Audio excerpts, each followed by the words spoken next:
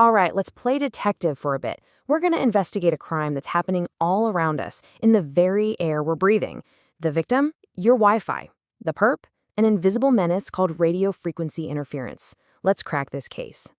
Now, for this deep dive, we're drawing from the pros. This explainer is actually based on part 5 of a super detailed 10-part tutorial by RFI detectives.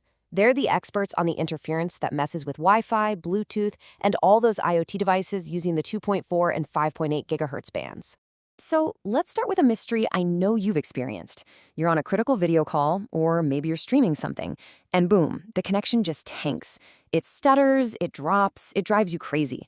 You check the router, all the lights are green. So what is actually going on? Well, the clues are everywhere, but you just can't see them. So here's our game plan for today. First, we'll identify the unseen enemy. Then, we'll start profiling the suspects. After that, we'll open up the detective's toolkit, move on to solving the case, and finally, we'll take a peek at the future of the airwaves.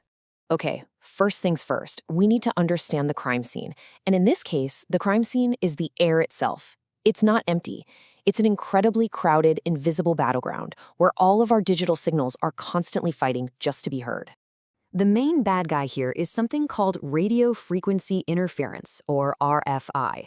The best way to think about it is like trying to have a quiet conversation in the middle of a loud, noisy party. It's just really hard to hear.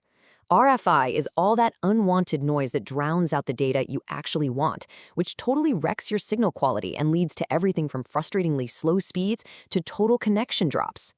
Let's zero in on the 2.4 gigahertz band, because it is a perfect example of this problem. It's used by, well, almost everything. But here's its biggest flaw. There are only 3 channels, 1, 6, and 11, that don't overlap and interfere with each other. Imagine a massive superhighway, but with only 3 usable lanes. You're gonna get traffic jams. Constant, frustrating gridlock. So who's actually causing all this chaos? It's time to line up the usual suspects. You'll definitely recognize a few, but I bet 1 or 2 of them are hiding in plain sight in your own home. Suspect number 1 is the most obvious one. It's your neighbor's Wi-Fi. If you're in an apartment building or even a dense suburban neighborhood, UGIT has dozens of networks all shouting over each other, all trying to use those same 3 lanes. This is called co-channel interference, and it's probably the single biggest cause of Wi-Fi congestion out there. And now for our surprise villain, the humble microwave oven. See, to heat your food, it uses a magnetron that blasts out energy at around 2.45 gigahertz. That's right in the middle of the Wi-Fi band.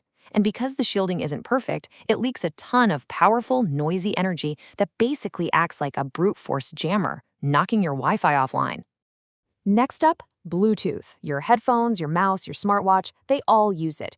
Now, each device is pretty low power, but the way they work is by constantly hopping across the entire frequency band, thousands of times a second. 1 or 2 isn't a problem, but a whole office full of them creates this constant low-level buzz of static that your Wi-Fi has to fight through. And believe me, the list just keeps going.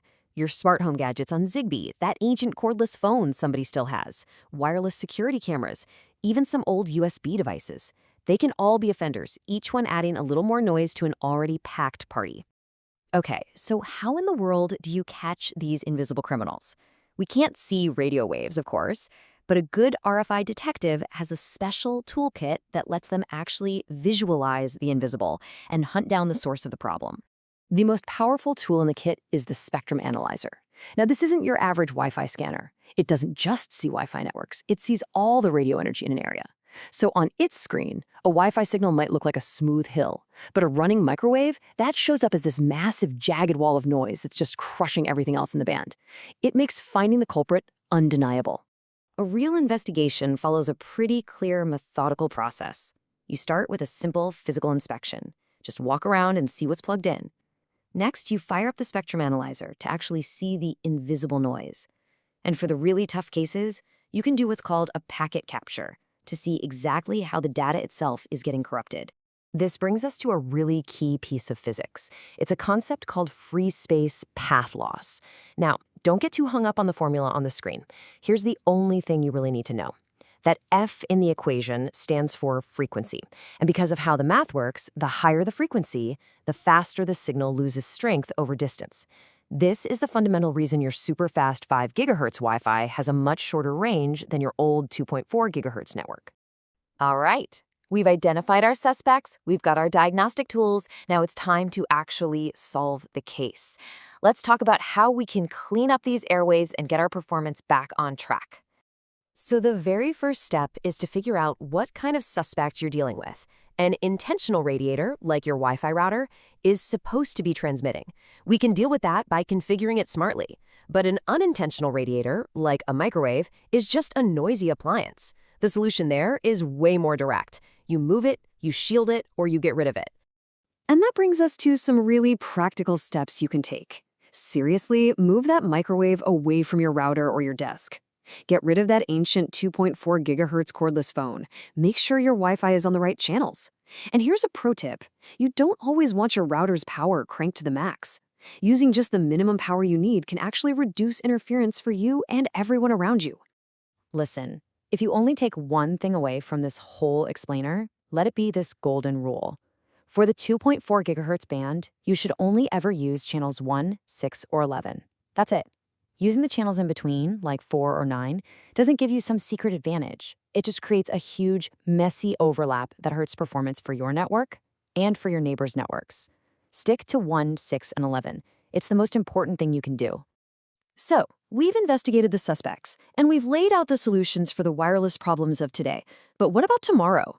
Because the airwaves are only going to get more and more crowded. You know, the next huge challenge is the Internet of Things. Every single smart light bulb, every smart thermostat, every connected gadget, it's another voice trying to talk in that already incredibly loud room. We are talking about billions of new devices, all fighting over the same very limited amount of space. The traffic jams we see today are going to look like wide open roads compared to what's coming. Which really leaves us with this final, crucial question.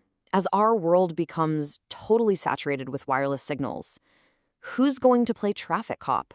How are we going to manage all of this invisible chaos to make sure our critical communications can still get through? That's the real case that the next generation of airwave detectives is going to have to solve.